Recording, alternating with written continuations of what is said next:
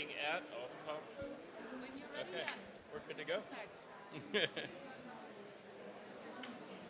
Yeah.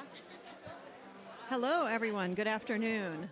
Thank you for joining us today on Digitization Day here at COP. As you look around, there is no shortage of discussions on the importance of data in setting ambitious but realistic targets and verifying achievement of those targets. We've got one more. It's particularly a critical issue for the built environment, which, as we know, contributes about 40% of energy-related emissions.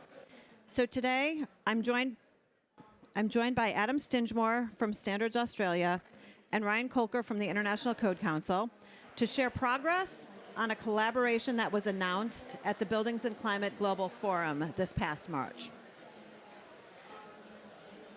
Adam and Ryan,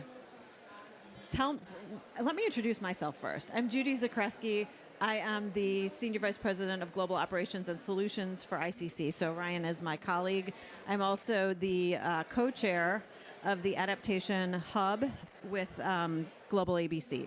So it's nice to see all of you here today. Okay, now on with the questions. Adam and Ryan, can you tell me why Standards Australia and ICC are interested in data? And what challenges are you trying to solve? Yeah, thanks so much, Judy, and really appreciate everyone being here today and the opportunity to share sort of what we've been working on to address a lot of the challenges that we've seen within the built environment.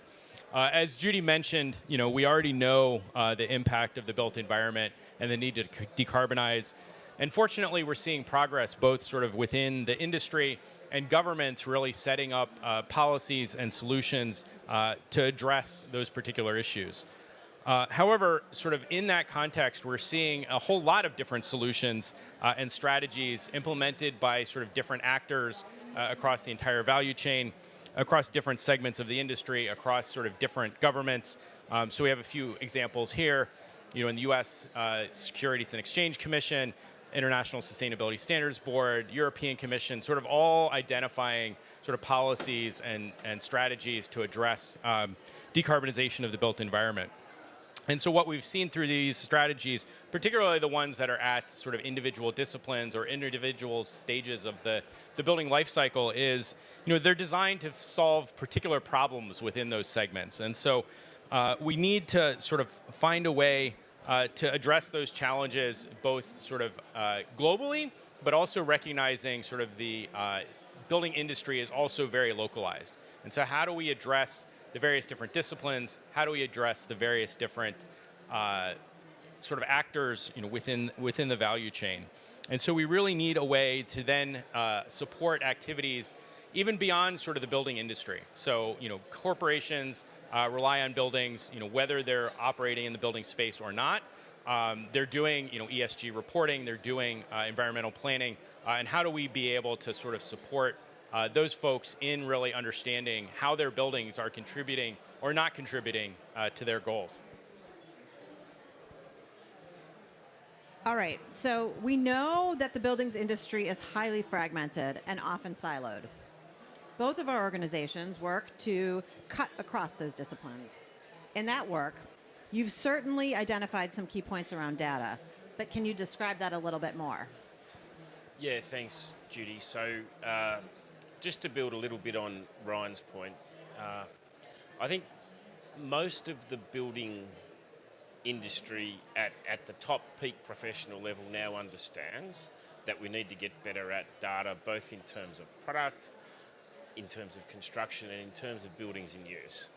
But there's a lot of efforts going on within those particular verticals. So there's a lot of efforts going on in steel, in cement, in tiles, in energy operating, reporting, and these efforts are really, really important at a national level, at a regional level, and at an international level. But what we're seeing is that there's no way of this data coming together, except through some of the EPD work and life cycle assessment stuff, which again doesn't really connect back or in any integrated way to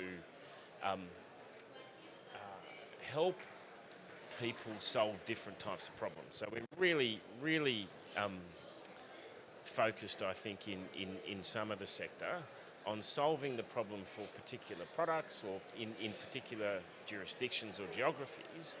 But if I'm a multinational organisation that is focused on my sustainability reporting, and I might have operations in Europe, and I'm really interested in circularising my operations, there's really no way of being able to do that at the moment. And so we decided as the ICC and as Standards Australia, that was a small problem that we might be able to help to solve. And we've taken some really big steps forward. We'll have a white paper that we're releasing later today, but our efforts are not about competing with anyone else's efforts in product work. They're not about advising countries what they might be able to do or any of that. It's about being able to open up all of those efforts and bring them together. So I'll maybe touch on some of the sort of challenges that we've seen sort of relative to the existing sort of data platforms and some of the challenges that we've seen. We've captured a few of them here, but really that sort of the data today sits in specific tools that don't necessarily sort of allow for easy import and export. And if we're talking about sort of this building industry-wide need to leverage data, we need to be able to sort of get around that. And so that really sort of limits the availability of data. Often we're seeing sort of proprietary systems that serve the needs of a particular discipline or a particular life cycle stage, but that data then doesn't necessarily easily flow into sort of the next discipline or the next design or life cycle phase of the building. And so, how do we sort of leverage the data across all of those different verticals into getting a complete picture of the building industry and the built environment, and really in a way that folks can rely on the data for their own sort of particular use, and be able to sort of roll that up into reporting, corporate reporting, ESG reporting, reporting to governments, sort of all of those different requirements. Okay, so the challenge is clear. You have a vision, but how do you then bring that to reality? So I can start, and Adam can jump in. So we really recognize the need to sort of unlock data, provide value to existing data sets, and be able to sort of bring those all together while folks that are using that data are actually confident in its value and can trust sort of the data itself. And so that's really sort of the exciting point of why we're here today. We've been sort of looking around on, sort of this challenge and recognizing that it's not just a challenge for the building industry. It's a challenge for economies sort of worldwide. And so actually identified work that's actually happening within the UN already around transparency. So UNECE, Policy Recommendation 49, really looked at sort of transparency at scale. How do we sort of support the data ecosystem and allow sort of that confidence in data across the entire sort of life cycle and process? And so they've already started to work on a UN transparency protocol to really sort of set up economy-wide the sort of parameters or the protocols for how data should be and can be exchanged across the vast majority of systems. And I think if I could just build on that, Judy, we see a really big challenge in the construction sector. We see a really big challenge in people operating assets.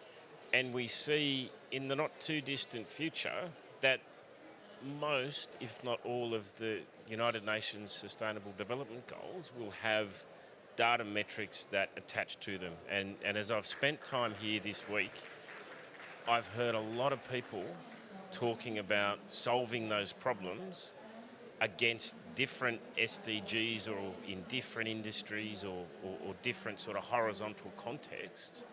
What this effort that we're announcing today will do is to connect the efforts of the construction sector into those other efforts, and we're hopeful that when we get a little bit further down the track, and at COP next year, we will be talking to those other sectors about how they can work within this environment, because we think this is the best way for all of those local, geographic, regional and product-based efforts to come together in a way that allows us to really start to measure the impact that we're making on this problem. Yeah, so as I mentioned, the UN Transparency Protocol really is sort of that data-centric platform that can help address a lot of the challenges that we see within the data space. And so sort of the announcement we're making today is on the development of a universal data protocol for the built environment that sort of leverages the work that UNTP has done, but specifically tailored to sort of the data sources, data needs, and regulatory and reporting requirements that sit within the built environment. Probably a little bit sort of wonky at this point, but UNTP has done sort of the work of mapping out sort of what does that actually look like, and how do all the data pieces fit together, and what are sort of the needs across the built environment and across economies to be able to sort of serve the goals of UNTP. And so, as I mentioned, the Universal Data Protocol is our effort to feed into that system. So you have UNTP sort of sitting as the overarching sort of methodology and protocol. And then within each of the various different sectors within the economy, feeding into and adding on to and extending that that UN Transparency Protocol. And so the built environment, UDP, being one key segment of that. I think the other important piece as we talk about sort of the built environment, recognizing that it touches on and uses materials, products, and services from so many other sectors of the economy. And so if we just tried to solve sort of data for buildings without sort of recognizing the intersections with raw materials, with textiles, with agriculture, with all of those things, we've only solved sort of a tiny slice of the problem.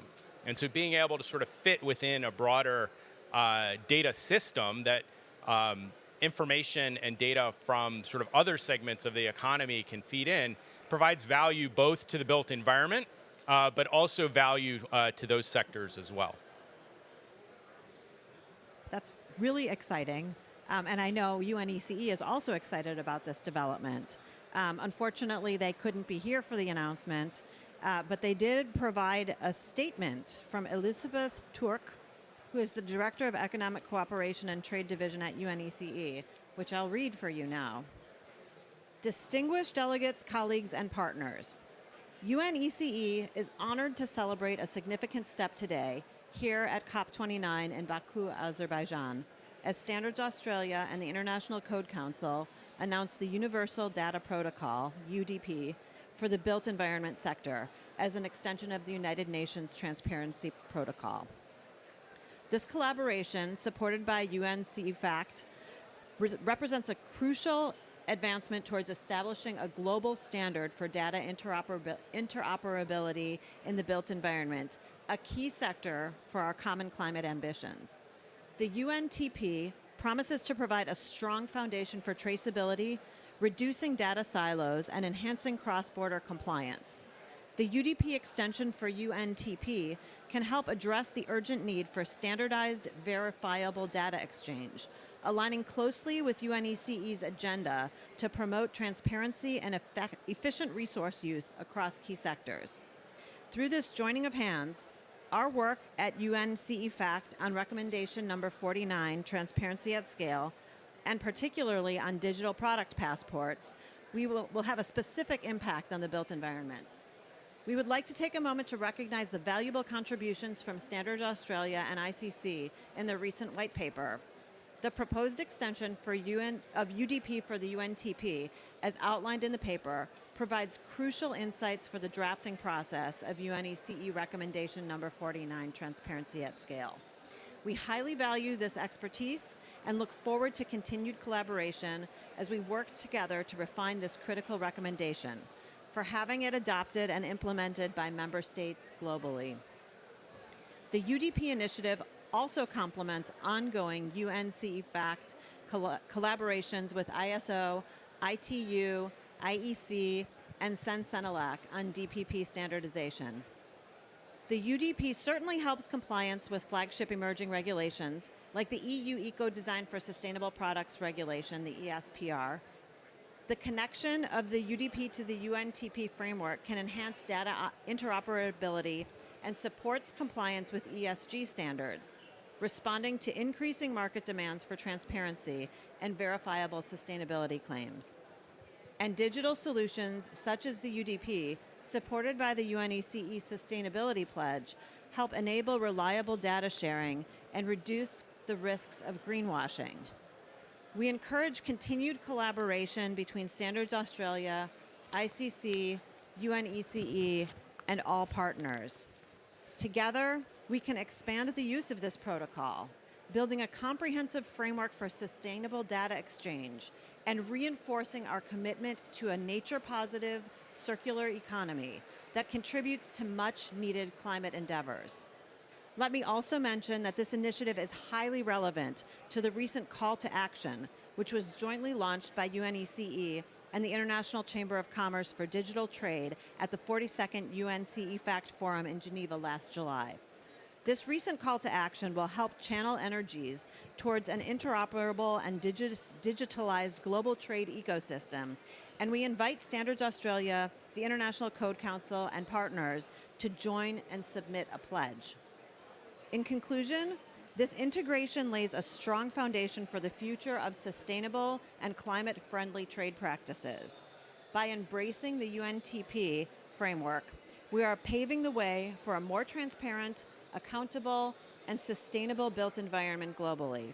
Thank you, and we look forward to the positive outcomes of this partnership. That's a really powerful statement from UNECE, and I think it speaks to the broad impact that this announcement and this protocol has on the built environment and beyond. So I'll extend my own congratulations to ICC and Standards Australia for the hard work that's been done to date. Now, you released today a white paper that outlines the approach and the progress to date. What's next? So, Judy, we're really excited that we are working with a partner, Pix Digital, in building out a proof of concept. So we are pretty sure that working through the UNTP, the United Nations Transparency Protocol, and by taking data from different systems and sets, that we'll be able to prove the concept that will work. And in doing that, we want the market to join with us, because all the work that we're doing will be available, as the white paper sets out, in the public domain, because we think the last thing that we need right now is another standard, another single standard or single way of doing something. We would like the market to work with us through this protocol to take solutions to market, to help industries, industry associations, companies to solve this problem. And so with the ICC, Standards Australia is calling for additional partners who want to come on this journey with us. We're looking for organisations and interests who see the problem that we see, and I'll just state it again. So to go back to the very beginning, the problem that we see is that there's a lot of really good work going on of people trying to solve sustainability data reporting in silos. And we think that by working through the United Nations Transparency Protocol and the UDP extension that we've announced today, that we can break down those silos quickly. As the standards and the regulations evolve, so will the reporting that comes out. We're not stuck in a way that is fixed at a point in time. And so I think Ryan and I are going to be quite evangelical, Judy, in our promotion of this work, but doing it in a way that we're actually solving real problems. So we're going to be out there with real sets of data. We're going to be out there with real companies in different jurisdictions, with different laws, and we're going to be showing that by working through this extension, we're able to get really high quality, auditable, rules-based and verifiable sustainability metrics out that are very useful to companies operating globally. Now, Ryan, do you share my vision? Absolutely. So as we mentioned, we are releasing today a white paper that outlines our progress to date, our strategy, our solution, and the call for everyone to join us in helping move this effort forward. Thank you both for sharing this exciting work, and congratulations on the use of the on the release of the white paper. And we invite all of our audience, both in person and online, to check out the white paper that's been released following this QR code. If you have questions or want to participate, there's an email on this slide that you are welcome to send to Adam. And Ryan. Yes. Thank you, everyone. Thank you.